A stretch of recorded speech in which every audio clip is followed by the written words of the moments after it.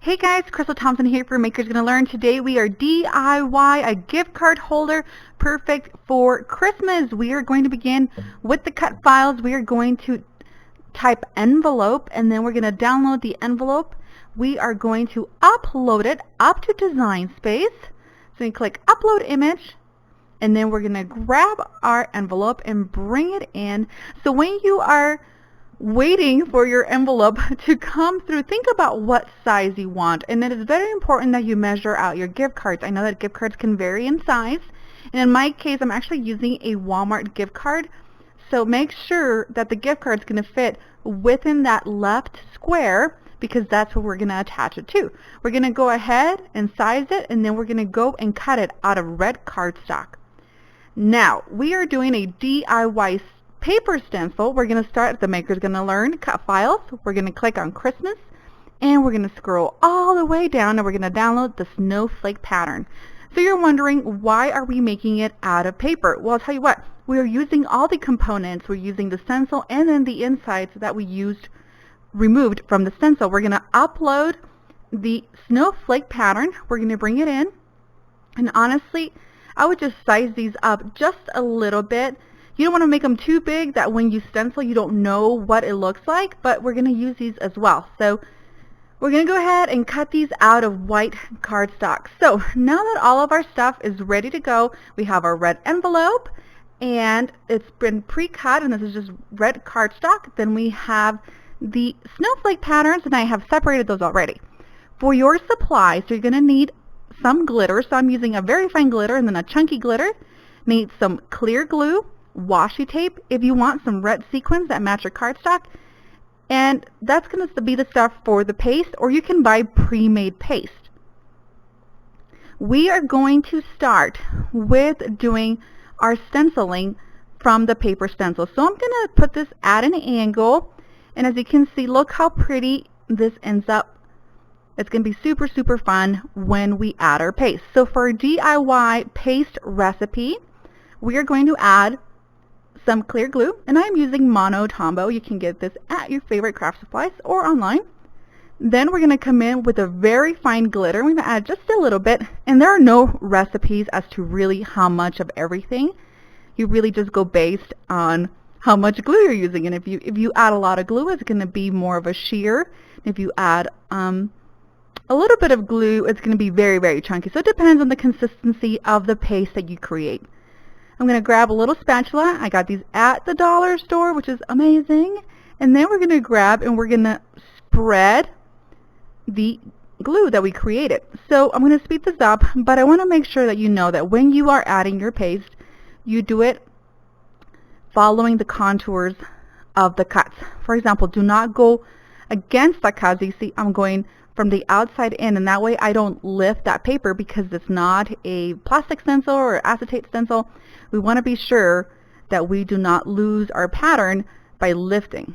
You can also dab on your paste onto the inside of the cuts if you don't feel comfortable with doing some of the rubbing. Okay, so if you run out, you can totally make some more. It ends up working out really, really well. Once that's done, we're going to remove the stencil. And look how gorgeous. The bigger snowflakes turned out to be the best, of course. Now we're going to repeat the process on the other side, and be sure that you're only doing the outer part. Try not to do the little flops on the sides because that's where we're going to place our glue. Again, we're going to create our paste. We're going to do glue and then glitter, and for this one I want to do experiment, and we're going to add a couple of the red sequins and then more glue. I'll tell you what, I felt like the snowflakes lost this shape after I added the sequins. It made it really pretty, but a little more difficult to work with. So as you can see, having to come back and add more clear glue because it was just too chunky. Continue mixing. And then for this one, see how I lift it up?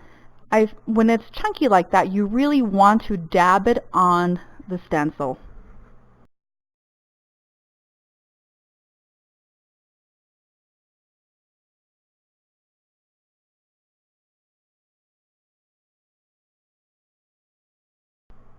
Okay, we are finishing up our stenciling here. We are going to remove it, and we are going to allow some drying time. So while we allow it to dry, takes about 5 minutes or so depending on how thick you made it, we're going to move on to our gift card holder. So the square is ready to go. I'm using some glittered washi tape that I felt it would match really well, and then we're going to create a little ribbon by sticking both ends together. We're going to use our leftover paste to add some of the shimmer, because you are going to be able to see some of this through the window of our gift card holder. Just felt a little shimmer would be lovely, and then we finish using our paste. Be sure to wash your plate and your spatula or whatever it is you're using before it dries up. Okay, so that's what it looks like, nice and dry. As you can see, it's very shimmery. It's absolutely lovely. We're going to fold at the creases. So this cut file does have the little dots to follow the fold. So be sure to fold on that, and then we're going to flip over and try to line up the two corners of the square. Once we're done with that, we're going to fold the little lips, the little holders. We're going to place our adhesive there. As you can see, that's what's going to create the pocket. I'm using a Tombow runner. If you find your runner is not holding on, you need to use something a little more sticky, such as score tape. So if you're a scrapbooker, go look for some score tape. And again, it's just a double-sided adhesive. We're going to fold that down, and we're going to follow those corners just so it's nice and even, and then we're going to fold that top. At this point, when you mail it off, I would put a little sticker or more of that gorgeous washi tape to close that down.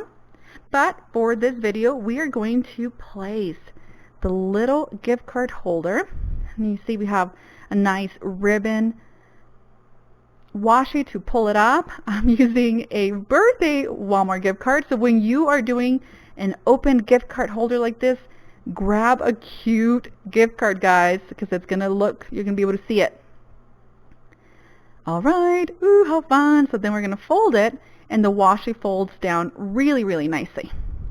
Okay, so remember those paper snowflakes? Now we're going to use them to decorate the window of this. So we're going to add some adhesive just to the corner of the snowflake. We're going to place it bottom left, and it's going to overlap some of that gift card, and that's okay. Just make sure you don't have any glue that's going to get stuck to your gift card or to the bottom part of the envelope that pulls up. Going to add the next white snowflake, and then last but not least, we are going to add the very largest snowflake onto the other corner, and that created the window, and it's absolutely lovely. You can even add some vellum if you want it to really cover the gift card. But look how pretty. It was super fast, and you could totally mass produce these by cutting a bunch of the cut files and then doing a ton of paste. That does it, guys. Thank you so much for joining me. This is Crystal Thompson for Makers Gonna Learn. I can't wait to see your gift card holders. Have an awesome day.